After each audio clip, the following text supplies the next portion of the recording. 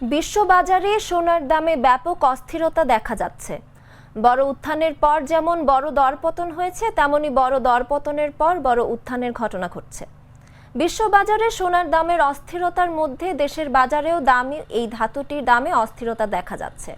হুটহাট দাম বাড়া বা কমার ঘটনা ঘটছে। চলতি নভেম্বর মাসে 6 বার দেশের বাজারে সোনার দাম বাড়ানো বা কমানো হয়েছে। বিশ্ববাজারে গত সপ্তাহের আগের সপ্তাহে সোনার দামে বড় পতন হয়। 5 কার্যদিবসে প্রতি আউন্স সোনার দাম প্রায় $122 কমে যায়। এমন পতনের পর গত সপ্তাহে সোনার দামে বড় উত্থান হয়েছে।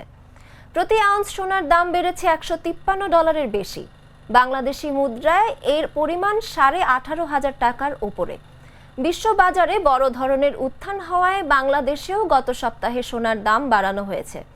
তবে বিশ্ববাজারের তুলনায় বাংলাদেশের সোনার দাম বাড়ানোর হার বেশ কম।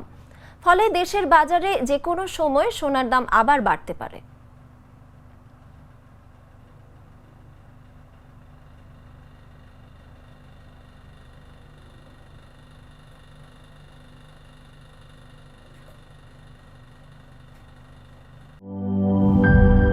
লাল সবুজের দেশে নতুন রঙের বেশে ঘরে বাহিরে সাজানো বলকে রেইনবো রেইনবো রেইনবো পেইন্টস রে সাশ্রয়ী দামে দেয়াল রাঙায় রেইনবো সবার রং সবার ঘরে ঘরে Rainbow Paints, the color of joy.